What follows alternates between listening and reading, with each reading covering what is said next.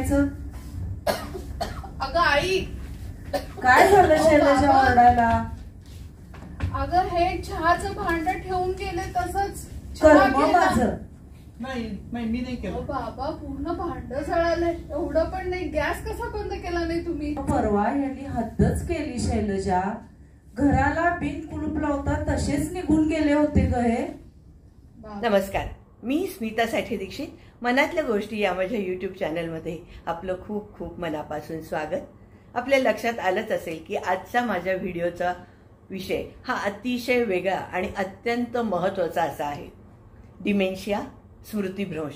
आजकाल ज्येष्ठांमध्ये या आजाराचं प्रमाण वाढत आहे आणि म्हणूनच rotary club of smart city Kolhapur आणि ऋणानुबंध चॅरिटेबल ट्रस्ट कोल्हापूर यांच्या संयुक्त विद्यमाने एक कार्यशाळा आयोजित केलेली होती. जुगाड फाउंडेशन प्रस्तुत सतर्क वार्धक्य. जुगाड फाउंडेशनच्या संस्थापिका डॉक्टर कल्याणी कुलकर्णी आणि त्यांची टीम यांनी ही कार्यशाळा घेतलेली होती. हा आजार का होतो, कसा होतो, तो कसा वाढत जातो याची सगळी माहिती कल्याणी मॅडमनी सांगितली आणि रोलप्लेच्या माध्यमातून अनेक संकल्पना समजावून सांगितल्या. या 4 तासाच्या कार्यशाळेमधला जास्तीत जास्त महत्त्वाचा भाग हा तुमच्यापर्यंत पोहोचवण्याचा मी प्रयत्न केलेला आहे आणि तो कल्याणी मॅडमच्या शब्दातच तुमच्यापर्यंत पोहोचवायचा प्रयत्न केलेला आहे. हे कुठलंही पेड प्रमोशन नाही, पण समाजातल्या लोकांना, ज्येष्ठ लोकांना हा आजार होऊ नये किंवा झाला तर लवकर कळावा ह्याची समग्र माहिती लोकांपर्यंत पोहोचावी यासाठी हा व्हिडिओ.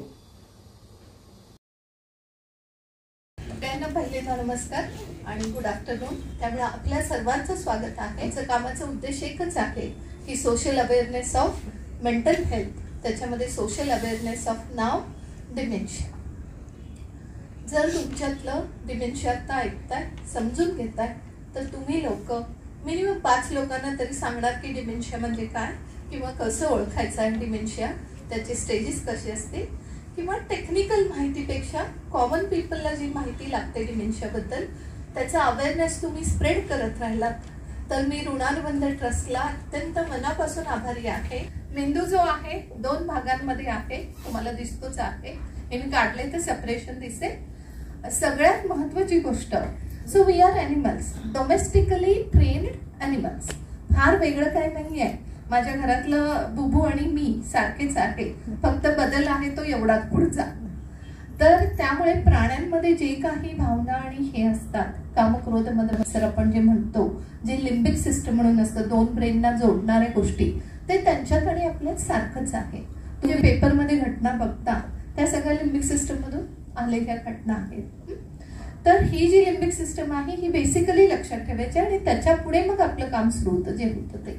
मेंदूचे 2 भाग आहेत. हा छोटा मेंदू आणि हा मोठा मेंदू. छोटा मेंदू कशामध्ये काम करतो तर तो खूप सिंपल काम आहे त्याचं. हार्ट मेंटेन करणे, रेस्पिरेटरी मेंटेन करणे, बॅलन्स मेंटेन करणे, अगदी साध्या भाषेमध्ये झालं तर. इथे बुद्धीचं काय काम नाहीये बरं का. त्यामुळे मग हा राहिला इथे खाली. त्याच्यानंतर येतो मोठा मेंदू. मोठ्या मेंदूला 2 भाग आहेत आणि ह्या भागांमध्ये तुम्ही बघत असाल इथे वरती खड्डे आणि खळगे दिसतात, सलका आणि गायरान म्हणतो. आपल्याला कुठल्या भागाची जास्त गरज आहे ह्याच्यावर एक आवरण असतं, म्हणजे कव्हर असतं. आपलं काम कोणाबरोबर आहे, ह्या मेंदूला एक कव्हरिंग असतं, सेरेब्रल कॉर्टेक्स म्हणतो आपण त्याला. ह्या कव्हरिंगला प्रॉब्लेम होतो ज्या वेळेला डिमेन्शिया सुरू होते तेव्हा. डिमेन्शिया म्हणजे काय, स्मृतिभ्रंश म्हणजे काय, आपलं कॉग्निटिव्ह सेन्स म्हणजे आकलन शक्ती, बुद्धीशी रिलेटेड जी असते ती हळूहळू विरघळायला सुरुवात होते.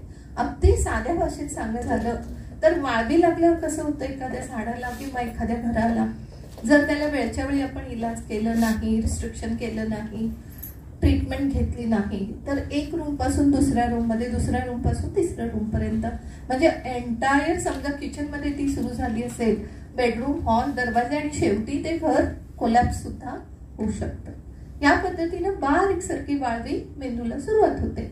सुरुवात कोणी करतं वाळवीचं तर त्याला समथिंग कॉल्ड एज प्लाक्स म्हणतो, किंवा प्रोटीन्स जे असतात, ॲबनॉर्मल प्रोटीन्स असे फोल्ड होतात ब्रेनमध्ये, एकत्र येतात, त्याला ॲमिलॉइड बॉडीज म्हणतो, प्लाक्स म्हणतो, टाऊ सेल्स, हे सगळे त्याच्यामध्ये ब्रेनमध्ये काही सेल्स असतात, जसं आपण रेग्युलर बॉडीमध्ये असतात ना, त्याला न्यूरॉन्स असं म्हटलं जातं.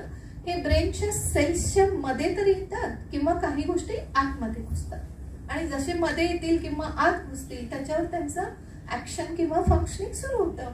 जसं आपल्याला व्हायरल अटॅक झालाय किंवा एखादी जखम झाली आहे, ती भारतीय आपल्या पद्धतीनं, पण ह्याला काही आपण करू शकत नाही. तर ह्याला महत्वाचं कुठं होतंय, ह्याच्या कव्हरिंगला सुरुवात होते. आणि ज्यावेळेला सेरेब्रल कॉर्टेक्सच्या वरती कॉर्टिकल असेल, म्हणजे वरच्या बाजूला ह्याचं इन्फेक्शन झालं, तर 2 मेजर आजार, डिमेन्शिया, स्मृतिभ्रंश, हा टोटली रिलेटेड टू कॉग्निशन, आकलन शक्ती, बुद्धी, मेमरी आणि लँग्वेज, स्पीच जे म्हणतो आपण, ते सगळे स्टेप बाय स्टेप हॅम्पर होत जायला लागतात. तर ह्याला जे वरच्या बाजूला लागलं की आपण साध्या भाषेमध्ये सगळ्यांना माहिती असलेला आजार आहे अल्झायमर्स डिसीज. अल्झायमर नावाच्या माणसाने शोधून काढलं म्हणून त्याचं नाव अल्झायमर ठेवलं. आणि समजा ह्या वस्त्राच्या आतल्या बाजूला ह्याला कारण असतं वरच्या कारण, आणि आतल्या मेंदूमधल्या काही प्रॉब्लेम्समुळे जर सुरुवात झाली तर त्याला आपण सिंपल मध्ये म्हणतो पार्किन्सन्स किंवा हंटिंग्टन्स, असे वेगवेगळे नामं आहेत. पार्किन्सन्स आणि अल्झायमर 2 जरी लक्षात ठेवला तरी सुद्धा खूप झालं. डिमेन्शिया ही अम्ब्रेला टर्म आहे, म्हणजे छत्रीसारखी. त्याच्या खाली 4-5 आजार आहेत. फ्रंटोटेम्पोरल म्हणतो, लिव्ही बॉडी डिमेन्शिया म्हणतो.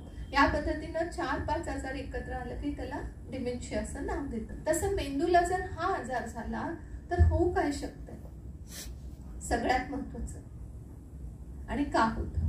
युजली होतो तो मेजॉरिटी गोष्टींमुळं, तिथे काहीतरी ॲबनॉर्मल सेलची ऍक्टिव्हिटी सुरू होते, मेजर ऍक्सिडेंट्स पडल्यामुळे होते, किंवा ट्युमर्स काही ग्रोथ होतात त्याच्यामुळे होते, त्यांचं इन्फेक्शन, आणि आपण काय म्हणतो होणारे हल्ली सिनियर सिटीजन मध्ये खूप ऑब्झर्वला येतं, सोडियम पोटॅशियम इम्बॅलन्स होतो आणि त्याच्यामध्ये टेम्पररी डिमेन्शिया सुरू होतो. जसं वॅस्क्युलर डिमेन्शिया म्हणतो की पडल्यानंतर तेवढं ब्लिडिंग झालं तेवढ्या दिवसासाठी अमनेशिया, म्हणजे लक्षात राहत नाही आणि परत रिकव्हरी होते. पण गंमत अशी आहे ह्या डिमेन्शियाची, हे सगळं करताना आपल्याला 4-5 गोष्टी खूप लक्षात ठेवाव्या लागतात. त्या मी तुम्हाला दाखवते. हे बघा, ब्रेनच्या आतल्या बाजूला काय, बाकीच्या सगळ्या गोष्टी जसं मगाशी मी दाखवले, हा लिम्बिक सिस्टम आहे.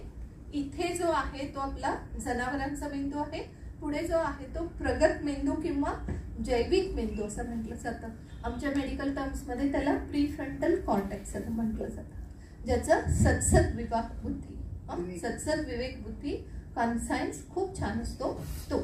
आणि मग आम्ही चांगलं कोणाला म्हणतो किंवा हे कोणाला म्हणतो, जगामध्ये आपण जे बोलताना अरे ते खूप शहाणे आहेत, तर शहाणं कोण, ज्याला आपलं सबकॉन्शियस आणि कॉन्शियस त्यातलं माहिती आहे. शहाण्याचं डेफिनेशन हे नाही आहे, the person who is intelligent will get all the way to save himself. लक्षात येतं, किती ऑड सिच्युएशन मध्ये स्वतःला प्रायोरिटी देऊन स्वतःला वाचवतो तो शहाणा. आणि हे आपण करू का, हे आपण आयुष्यात करत नाही शेवटच्या क्षणापर्यंत, कारण आपण कधी स्वतःला प्रायोरिटी देत नाही, स्वतःला वाचवण्याचा प्रयत्न करत नाही. आणि प्रयत्न न केल्यामुळे आपल्या मेंदूवरती त्याचे भरपूर परिणाम होत असतात. तर आपण समजून घेऊया हे कशामुळे होतं, ह्याची कारण समजली आपल्याला, आणि झाल्यानंतर आता काय होऊ शकतं. सुरुवात जर झाली, आणि शहाणामध्ये अजून एक महत्वाचं जे विसरले मी सांगता, जो माणूस प्रीफ्रंटल कॉर्टेक्सने, जो माणूस स्त्री पुरुष कुठल्याही वयाचा, जो माणूस आपल्या प्रगत मेंदूनी आपल्या जनावरांच्या मेंदूवरती, म्हणजे ह्युमन ब्रेन ॲनिमल ब्रेन वरती कंट्रोल ठेवू शकतं, त्याच्या सगळ्या गोष्टी आवरू शकतं, तो माणूस हुशार, इंटेलिजंट.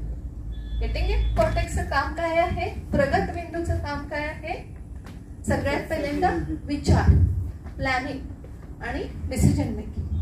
तसं आपण बोलत गेलो, समजा आपल्याला इथे सुरुवात झालेली आहे तर कुठलेही सेंटर्स आधी अफेक्ट होतात डिमेन्शियामध्ये, मेमरी आणि लँग्वेज. स्पीच मध्ये अफेक्शन येतं, मेमरी मध्ये अफेक्शन येतो. मेमरी ते सुद्धा रिसेंट मेमरी खूप अफेक्ट होते, लॉंग टर्म मेमरी असते मागच्या बाजूला, कारण हिपोकॅम्पस नावाचा जो इथे असते ते विरघळून जायला सुरुवात होते. मग वाळवी कुठल्या सरला लागेल त्या सेंटर प्रमाणे माझं चित्र बदलत जाईल. आणि आपण कसे ओळखणार आहोत की कुठे लागलेलं आहे, काय झालेलं आहे? सगळ्यात पहिल्यांदा आपल्याला लक्षात यायला पाहिजे की आपल्या घरातला फॅमिली मेंबर विसरायला लागले काहीतरी. काय विसरतायत? नाव विसरतायत, फोन नंबर विसरतायत, किल्ल्या ठेवलेले विसरतायत.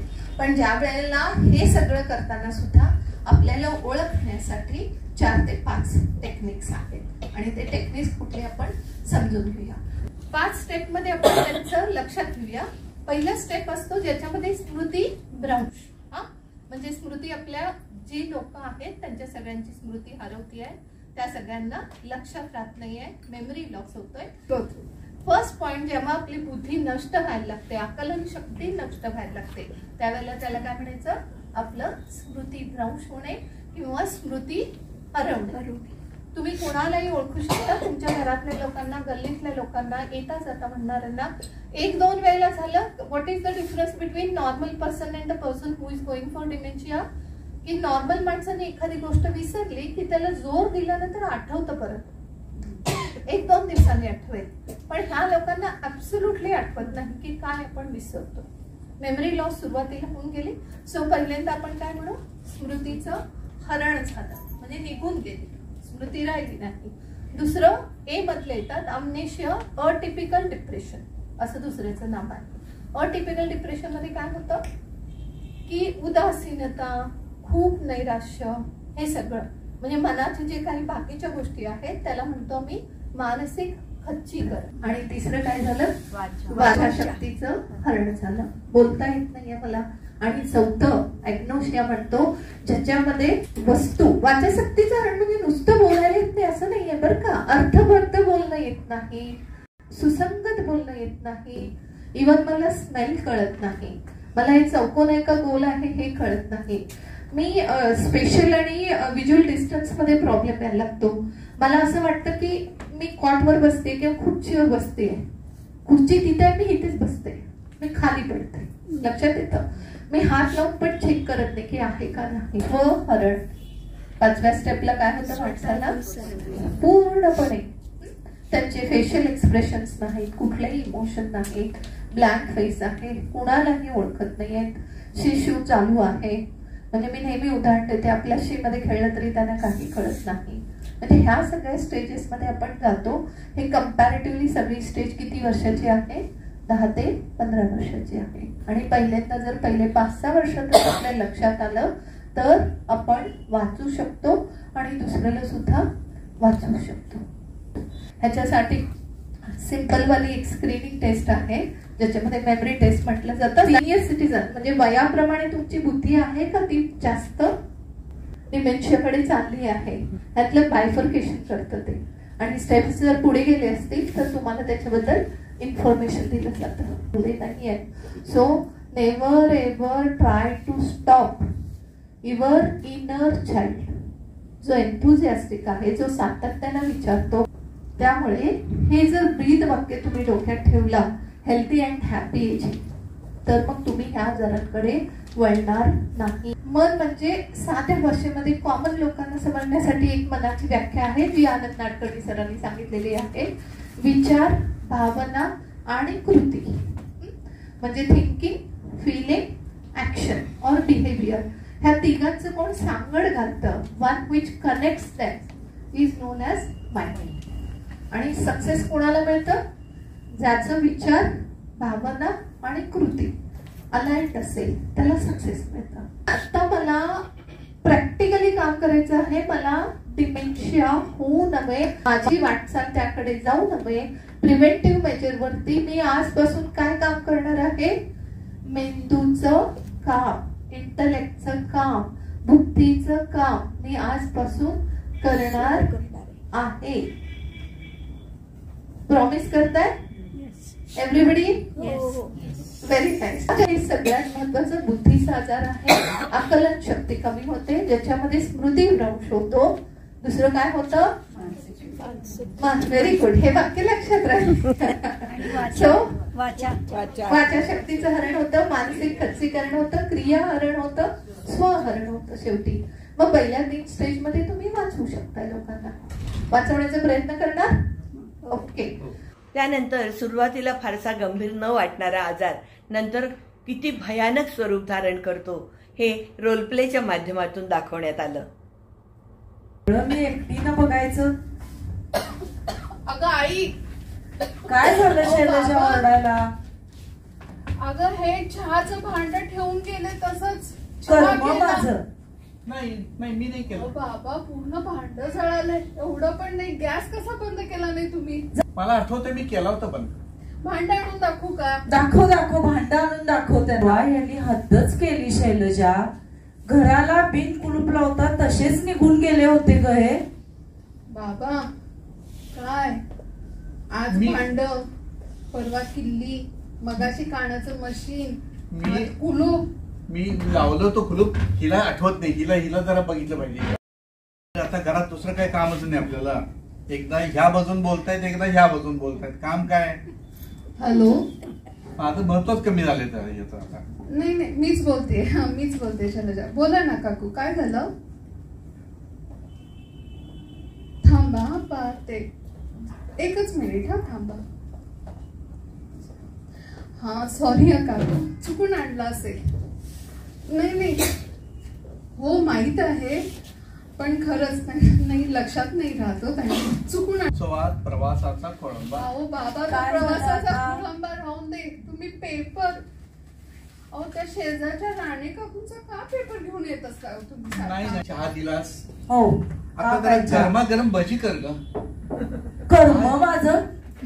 अरे बाबा, मला भजी खायची इच्छा झाली आहे. 4 भजी म्हणत 10-12 भजी तुम्ही गट्टप केलात आणि अजून भजी मागताय. 1 लाख रुपये देतोय घरात बिंबू पेन्शन. बाई आणि मला वेळेवर जेवायला घालत आहे. रडायला काय झालंय आता तुम्हाला?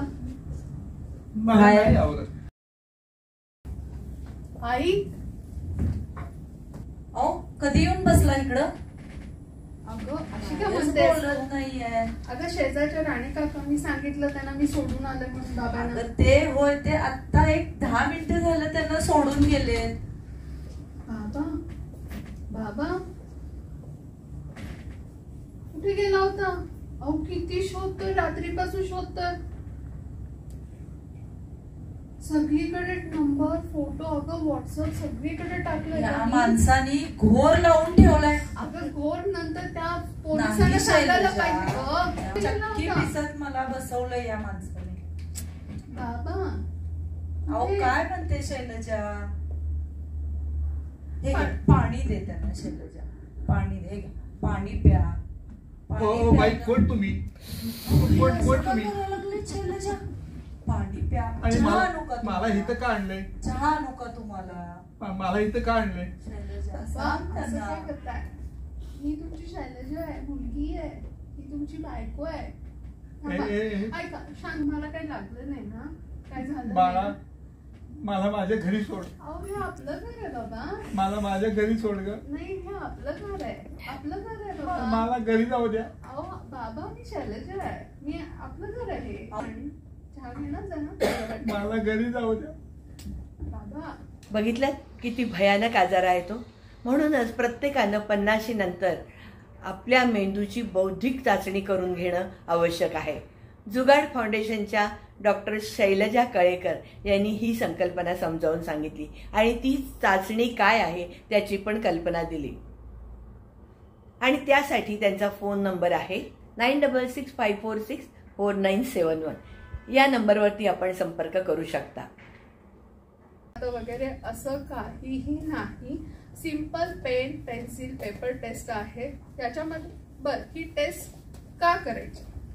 एकतर ना आता ह्या स्टेजेस बघून कळलंच असेल आपला बुद्ध्यांक किंवा आपली आकलन शक्ती कुठपर्यंत आहे हे पाहण्यासाठी. यानंतर डॉक्टर शैलजा कळेकर यांनी बुद्धीचे व्यायाम सांगितले की जेणेकरून मेंदू कार्यरत राहील. म्हणजे आपण घरात बसल्या बसल्या टीव्ही बघता बघता सुद्धा काही व्यायाम करू शकू असे व्यायाम प्रकार त्यांनी सांगितले की जेणेकरून मेंदू हा कार्यरत राहील. तुम्ही किती वेळा सिरियल्स बघा, काही बघताना वगैरे केलं तरी चालेल.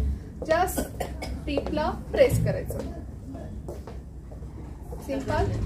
त्यानंतर एक रोल प्ले सादर केला गेला. मैत्रिणींच्या गप्पातून ज्येष्ठांनी जीवन जगताना कोणती काळजी घ्यायला पाहिजे, प्रवासाला जाताना कोणती काळजी घ्यायला पाहिजे, आपल्या कपड्यांविषयी कोणती काळजी घ्यायला पाहिजे, अशा अनेक गोष्टींचं मार्गदर्शन केलं. हो, पण मॅडम तुमचा सल्ला द्या, कुठले कपडे घालायचे, काय करायचं, काळजी काय घ्यायची ते म्हणजे काय? म्हणजे काय? सैल नावे हो मॅडम. आपल्याला सुटसुटीत, आपल्याला सोपे, घालायला सोपे, कॉटनचे, पायात घोळदार विचार नको तर त्या प्लाझो.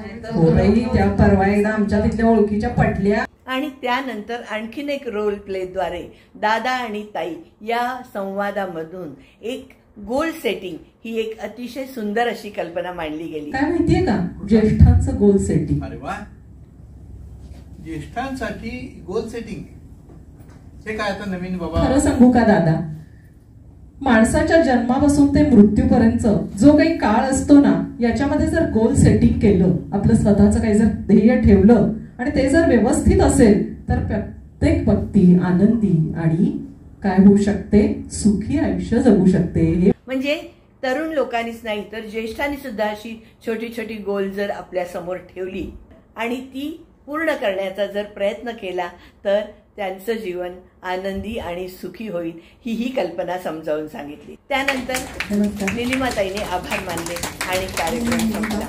अल्पोपहार झाला आणि कार्यक्रमाची सांगता झाली. व्हिडिओ आवडला असेल तर नक्की लाईक करा, यूट्यूबवर कमेंट करा, चॅनलला अजून सबस्क्राईब केलं नसेल तर सबस्क्राईब करा आणि प्लीज प्लीज शेअर करा, कारण अनेक जणांना ह्याचा फायदा होऊ शकतो आणि मार्गदर्शन मिळू शकतं. किंवा आपल्या आसपास अशी काही आपल्याला व्यक्ती आढळली तर आपण त्यांना मार्गदर्शन करू शकतो किंवा त्यांच्याबद्दल आपण त्यांच्या घरच्यांना कल्पना देऊ शकतो. असे अनेक गोष्टी होऊ शकतात. त्यामुळं हा व्हिडिओ नक्की अनेक लोकांच्यापर्यंत कृपया पोहोचवा. नमस्कार.